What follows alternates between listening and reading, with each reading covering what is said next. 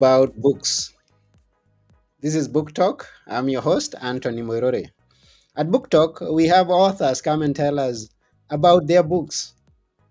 And it's always been a great time hosting authors here. Today, we have a guest who is known as Melanie, and she's written a book known as Culture Impact. Her and some other people, but she's going to explain to us how it all happened, where it began, and what actually is culture impact.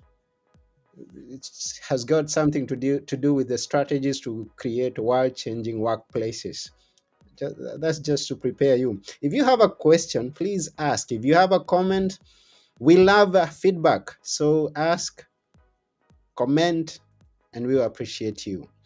And without taking one more minute, I'm going to invite you to join me as we go together to meet Melanie. Here we go.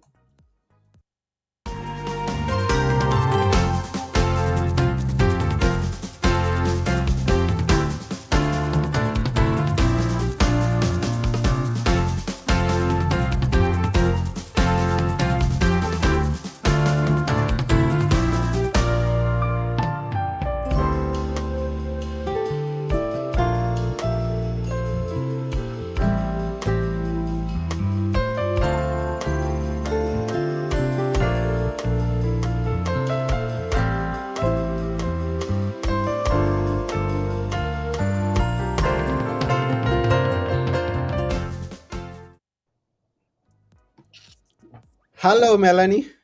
Hello, how are you? I'm good. Welcome to Book Talk.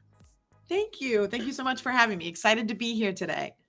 Yeah, it's an honor to have you here. Now, you might have noticed that I'm afraid to pronounce your second name because, I love it. I love yeah, it. tell us your second name, and Yeah, I'm curious to know where it comes from because I haven't seen it before. thank you. It's just Booher. We don't pronounce the H, so that's my Okay, husband's name. Booher, Melanie okay, Booher. Thank you. okay. Thank you for Okay. Where, asking. where are you? Where are you based?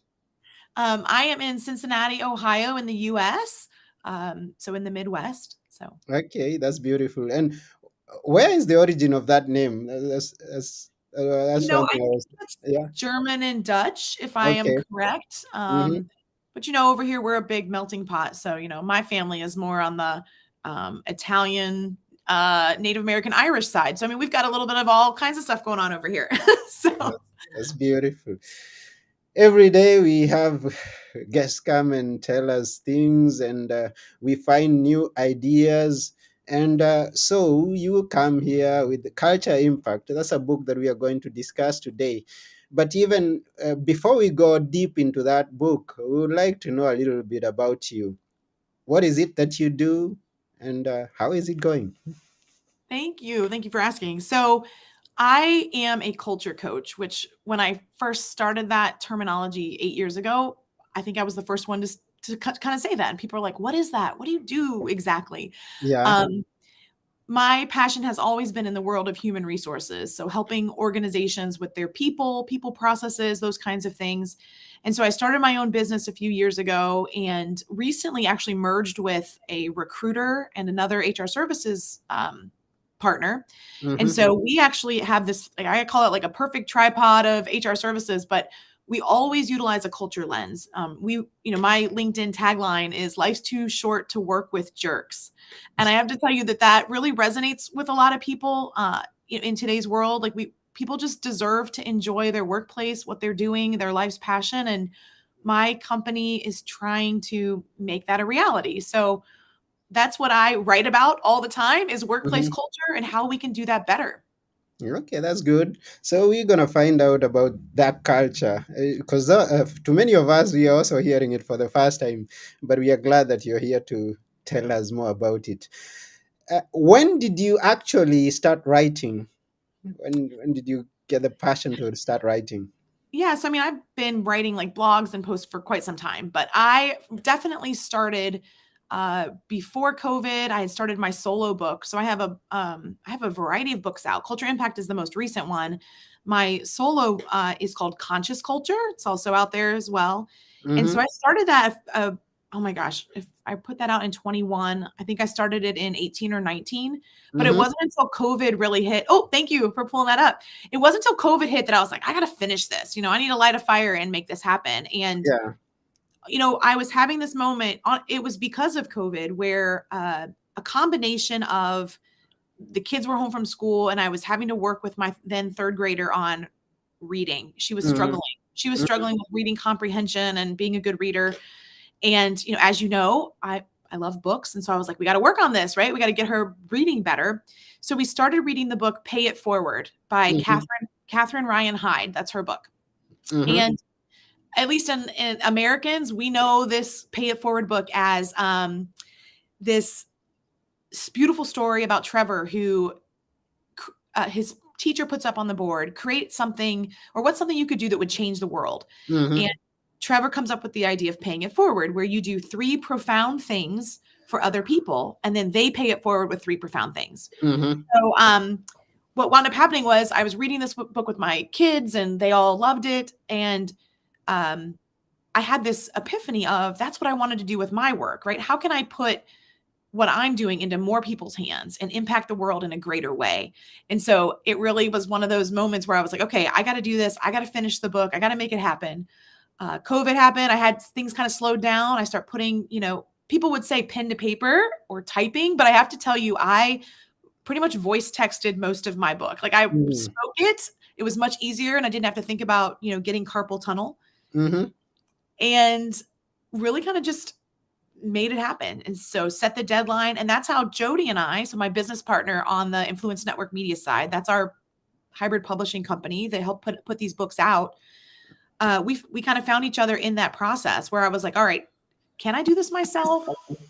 Should I be self-publishing? Do I need a publisher? People ask all those kinds of questions. Mm-hmm. Jody and I kind of came together, and really what we created was this idea that we can help people through all the things that we learned in putting our books out. We can help simplify that process and help more people become authors as well. That's just beautiful. So you say your company's name is So I have 2 companies. So Influence Network Media is the one that is the hybrid publishing company that helped me put out these books. Jody Brandstetter and I, that's our business. okay. And then what I write about in my life's passion is the culture work. And so that's Mhm. people first. Okay. Right. And we have a HR consultancy. We help small to mid-sized businesses with their people problems and oftentimes culture. So Culture Impact talks about that. And my chapter specifically is about gamification. Yeah. And it wasn't until recently when I started putting the gaming with culture that I started to have just a much more, I don't know, profound response to what culture is, right? Because Mm-hmm. lots of people, and I see a shout out here. Sorry. Hi, Philip. I see people tapping in and saying hello. We actually put out this game. So just kind of, this is a game called Cards for Culture. Okay. And my chapter talks about that, right? How we can take the things that we're doing in the everyday business world Mm-hmm. and make them fun. Like, isn't that kind of a neat idea that we can really gamify different elements of our business? And that's an engaging way to pull in your employees and make the work world much more fun. Yeah. Now it's good you talk about gamification in the workplace. Now we all know that when we go to work, we go for serious business. Now, why gamification in the workplace? Right. Mhm. I think I especially coming out of COVID, I think people just deserve to enjoy what they're doing, right? Mhm. So we talk a lot about creating best places to work environments and how do we make it something where people want to be. And in today's work world, turnover is a huge problem. Getting Mhm. the right employees is what lots of organizations are trying to do. And so when you make culture a priority and you say, hey, we value people, life is too short to work with jerks. Like we want to value and show people that we can get farther together, right? Mhm. Together we are stronger. There are certain strategies and tactics that you can put in place that make that happen. And what we've seen in the past is that people just trust their gut. They just smile and they say, I'm just good with people. And that's what I'm going to do. I'm going to trust my gut. I'm going to, wing it. but they would never do that with their financial plan, right? They would Mm, never do that with their marketing or their business strategy. Like they're much more intentional when it comes to those kinds of things. So what mhm, we've been able to prove, and we've done some surveying and talking to CEOs, is that the number was, on a scale of 1 to 5, how important is people and culture to driving your bottom line? And that is a very important question, right? It wasn't fluff, it wasn't feel good, even though we know that's important, but it was, mm, does it improve your bottom line as a business? Do people and mhm, culture? And the number we got back was a 4.8, which was like, yes, people and culture drive our bottom line. That was important. So then we asked some follow-up questions, right? Like, do you have a financial plan? 100%. Do you have a strategic plan? 97%. Do you have a marketing plan? 95%. But when we asked the question, do you have a people and culture plan? It was less than 10%. And we're mm, like, okay, wait a minute. As smart business leaders, there's a huge gap there, right? So less than 10% actually have an intentional plan, but it's a 4.8, wildly important. So we mm, call that the being in the elite 10%, the people that are being very intentional about workplace culture. yeah, And all we're trying to do is give people the tools to do it, right? So no more trusting your gut, no more, you know, I'd say, throwing it out there and hoping that hope's not a strategy, right? mm, But give people tools and books that they can read and they can take some tangible ideas and apply it back to their workplaces. mm. That's the pay it forward idea, right? That's the coup d'etat of what we're trying to do. Get people actual tactics and ideas that they can do to make it better. That's beautiful. Now we have Philip who says that nothing is more difficult to change than culture. And the question comes to you, Melanie. How easy has it been for you to change the things that you found and needed them changed? Or don't you change? Or yeah, tell us about that and bringing the culture story into a clearer perspective. Absolutely. And Philip is absolutely Mhm, right. Nothing is more difficult to change than culture. And we kind of see it as like turning a boat, right? Or we talk about getting people rowing the same direction. If you turn the boat too quickly, you're going to tip the boat. You got to get everybody kind of flowing in the right direction. So we've seen some areas of success, and typically we're working in the small to mid-sized businesses. The bigger the business, the harder it is to mhm, change. But what we've also found is culture is felt at the team level. So if you are in a big company, really focus on the people that are in your immediate vicinity, right? Who are your teammates? Who are you working with on a regular basis? And how do you make that mm, happen? Um, so again, there's a variety of ideas we could go through in the book, and I'm going to focus on mine just because that's where I have my passion, and we've really focused on driving to the power of mm, habit. And I think most people recognize that if you set something in a habit, it doesn't feel like a chore, right? It doesn't feel like something I have to do every day. It's just something I yeah, do, right? yeah. So we ask you, did you brush your teeth? Yeah. Yeah, everyone Brush my is teeth. brushes. Good. Okay. Good job, Anthony. But you didn't have to like check it off your to-do list today, right? It's No. just something that we do every Mhm, morning. It's a habit. And that's what we want culture to be. So to make that happen, it's kind of like just moving the dial a little bit at a time, getting 1% better every day, starting with respect. Companies that don't have the baseline of respect, it would be really hard to do any of that. mm, Um, and then working into your processes. So if I could kind of jump back a little bit. So when I talk about gamification, this game that we kind of came up with, and this was a um, birth kind of again through COVID. We were playing Cards Against Humanity or Apples to Apples, and my husband and I said, wouldn't it be cool if you had a game that you could play with leadership teams to really dig in and develop their culture? And that's what we did mhm, here. So this is a great foundation, and they don't have to have me to play this. People can get this game themselves and they can play it themselves. Um, it's literally cardsforculturegame.com if people want to check it out. But what we do in that is we set and define the values that people really find important. Then we blow out that definition. So we want to have behaviors. So as an example, many companies have the top 7 things that they value mhm, ish. 7: integrity, service, innovation, like whatever those are, they might put them on their conference room wall. It looks pretty. What we're saying is they can't just sit there. They've got to be part of your, remember, go back to that part of that habit and process. It's not your job to do it. It's not my job to do it. So when we define these and we build out the definition, so if we say service really matters, well, then it's important that you and I agree on what good service is, right? So if you think it's one thing and I think it's another, we have to come to terms with that. We got to have the discussion. And so we build out that definition for each of those values. And those are in the first 2 decks of cards. The third deck of cards is how we bring it to mhm, life.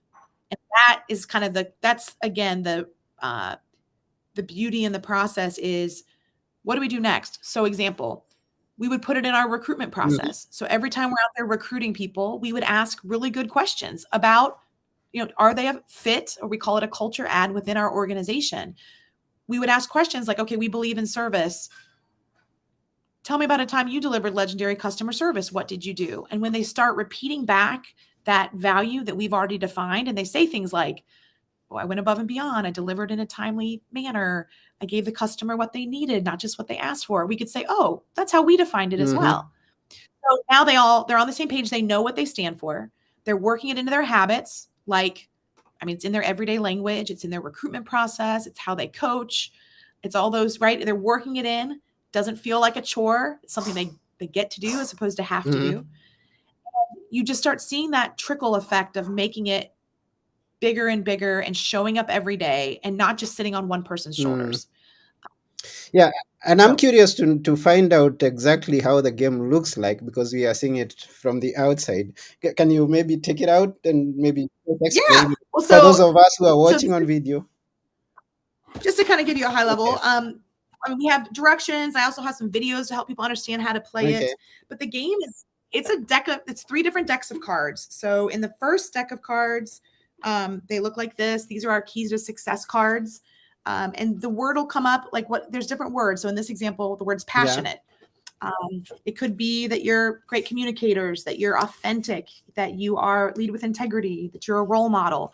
So what you're doing in this first deck of cards, there's about 50 of Mhm. them, somewhere here, is that you're sitting around with your leadership team and you're really pulling out which ones really matter to us, because they're all great words. No one's going to ever say, no, we're not, whatever, right? I know I'm not proactive. No, I'm not process. They're all important, but you've got to focus in on which ones are really Mm. important. So that's the first deck. What we're finding is the communication and conversations that come out of this is a huge, huge Mm. piece. Leaders just aren't having those conversations. We might say integrity matters to us, Anthony, but do we define integrity the same way? And in fact, I would say if we wrote down a definition, it wouldn't be the exact same words. And that's how leadership teams are Yeah. too. So the next piece is a much bigger deck of cards. I want to make sure these are then the teal deck of cards we get Mm. into. Okay. And these are the behaviors that drive those Okay. values, the gray deck. Mhm. So in here, you get into more definitions of like, what do we mean by that? So we praise in public, we criticize in private. We chip in and do our part because many hands makes for light work. We have an abundance mindset and avoid scarcity thinking. These are Mm. random. We listen generously and ask good questions. So these are very much driving to what are the behaviors that are our culture, right? What's happening when no one's looking, right? What are the things that just happen because that's how our culture is? So this deck of cards, then there's again a process that we do to get people to hone in on which of these really come to mind for your company, and then we match these back with the values. And what's interesting is this, it all does work out. I've never had anyone go, no, this doesn't fit with my Mhm. values. So that's kind of the second deck. And then at that point, you kind of stop and you create your key to success with the definition. And we make sure that everyone agrees and it's written in your company language. And then as you get into the third deck of cards, the gold deck, these are the bring it to life Mm. cards. And there's about 25 of those. And these are where you start seeing the how do we bring the culture into things like the common Mhm. language. We make sure our vendors align. We bring it into recruitment process, bring it into our performance. We demote, hire, promote, demote, align, and terminate employees based on our culture. If they're not a fit, they're out, right? Like, so we've got to be Mhm. intentional. We update our handbook and policies and we make sure those align. Um, there's a ton of different ideas in here as well. So again, these are the how do you make it happen. Now, this is where I would also say gamification Okay. continues. So you play the game, you bring it to life, and then you figure out fun ways to make it part of your habits. So like we have some online games that we play, some culture challenges that we do, which are with an app to keep it fun, Mm. right? So we have points and leaderboards and we give away prizes and rewards. And that's all part of the gamifying and making it fun for everyone in the company. Mm. Yeah, and thank you that you mentioned things to do with an app because I was going to ask that because now post the pandemic, and even before that, people are more on online things, and so Mhm. even though they have physical cards to play with, then it's good that they also can do it online, and it's good that you brought that in. Yeah. Absolutely. Now, to anybody that has joined us as we are going on, we are discussing the book Culture Impact. That's strategies to create world-changing workplaces. What you just heard is one of the chapters that Melanie has done, and it's to do with gamification. That's well explained. Now, I know there are several other chapters that you may maybe not remembering all of them. So because I have them in front here, I could mention one, two, three to the people who are listening, just to know what they are going to find in that book once they buy it. Uh, but if you have read some of these chapters and you feel there's something that you would like to talk about, then you can always say that. So we have one chapter known as Beyond the Logo, Intentional Culture Creation. Another one is Become an Awarding Winning Workplace. HR. And that's an interesting one there too, Anthony. Sorry, not to jump in, but like think about that. That's actually Angie Redmond's chapter, but we started a lot of this because we wanted to become a best place to Okay. work. So she's actually breaking down that process. How do you become an award-winning workplace? Awesome. We're coming at it from a variety of angles. And I'm sorry, I just get so excited about this. The idea, right, was I gathered people from across the United States and possibly, I don't even know if beyond, right, but to reach audiences that are Hmm. beyond because everyone does it differently. You know, just because I believe gamification is the way to do it, that's not going to appeal to everybody, especially generationally or whatever. So, yeah, go ahead. Sorry, I'm excited hearing you mention the different chapters and Now I authors. said you come in anytime that you feel like, and you did just that. So that's good. That's in order. So we have another one that talks about HR's role in company culture. Then we have now chapter number 5. That's your chapter, that is gamifying culture. And then we go to inner critics, impact through inclusion, culture repair, team impact, impactful leadership, culture matters, curiosity at the heart of inclusion. That sums it up. Those are the chapters that you Mhm. are going to find there. And Well, and yeah. so hearing you say that, I don't know that the titles do all of them justice, right? But the idea that we recognize culture is felt in so many different ways. You heard the team chapter, you heard one based on Mm, leadership and how that impacts. You heard a couple representing what is DE and I. How do we make sure that we do justice if we can to bringing in unique different people, right? And valuing diversity and inclusion. Um, there was the one chapter about an inner critic. That's mhm, yourself, mhm, right? Like who are you bringing to the table and how are you impacting your workplace? And how do you get beyond mm, that? Uh, I heard you, someone, I think one of our authors also took an angle around like, and this is a very common thing too. Culture is also considered your internal brand of your mhm, company, mhm, right? So not only there's an employee experience that's happening there with your internal brand, but it gravely reflects on your external brand as well, right? So there's some marketing importance to why you should focus on your culture as mhm, well. And I think those are some really great call outs about people will say throw culture around just because it's a fun word, but what they forget is how much it impacts morale, performance, right? Communication, um, the things you'll start to see around. You know, you want to not have turnover. You want to retain your top talent. mm, For leaders that are family-owned businesses, this is how they leave their legacy, right? That they've built it up over time and people understand it and value it. Um, so there's a lot of things that we do with that. And I'm just really proud of these authors that have all come together to write this. There's a group of us that are actually going to attend CultureCon, which is a conference coming up in Madison, mhm, Wisconsin. It's a culture conference. And, you know, we're excited to be there and to keep learning and getting our message mm, out about how we do these things, how we do it in a great way. Um, and I would love, I mean, obviously, I would love to give this plug too. You know, one, we'd love you to read the book, but two, all of these authors are experts in their own world and in their own, you know, they're thought leaders. They're doing great things. So if their chapter resonates with you, please reach out, right? Connect with them on LinkedIn. Maybe they are the speaker for your next company event, or you know what I mean, or they can come and help in some way. But I'm really just proud of them for putting it out there, and all of them were becoming authors for the first time, which is pretty Wow, that's exciting. beautiful. Yeah, and Yeah. thank you very much for sharing this, because there are many of us who may not have heard of this topic that you've brought. So we appreciate you taking your time and coming and sharing it with us. Thank you. Thank you so Yes, much. as we also appreciate every person who's watching or listening, even those who are getting to do so from the recorded version, because some will see it after we are through with this live session. Now, you've written those books, you've written this one, and I'm curious to know what's in the future. Are you still writing something right now, or do you plan to write or release a book soon? Another one? I love it. Thank you for asking. Let's talk future. So, with Influence Network Media, so that's our hybrid publishing company, we're working on a series right now. It's called the Impact Mhm, Series. So, Culture Impact was the first book in that series. Talent Impact is being written right now, and it's a professional development book, mhm, right? Why does training and development, learning and development, why does that even matter in organizations, and how do we push that forward? So that one's being written right now by a collective of leaders. And we've got another one that we are getting started called Forward Impact, and that's all about communication, so, strategies to unlock great communication within organizations. So that's a trilogy, if you will, of great books that are going to be coming out all in this Impact series.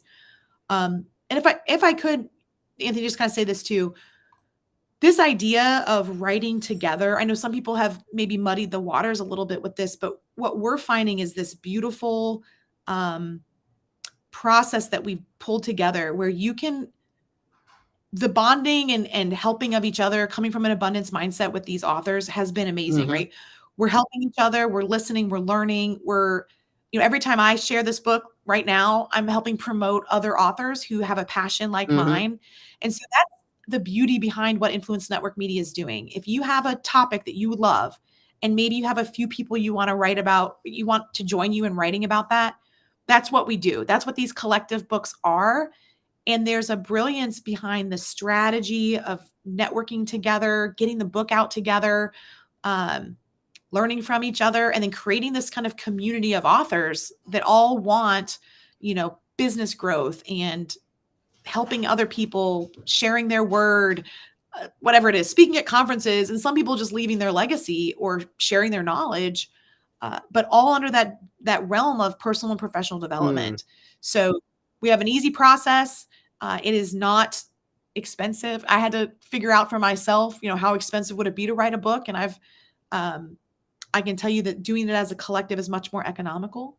So, anyways, just a plug for that. We're always looking for great, like what we call like a tribe leader, Mhm. someone who has a group of authors that want to write about a topic that they're passionate Mm. about.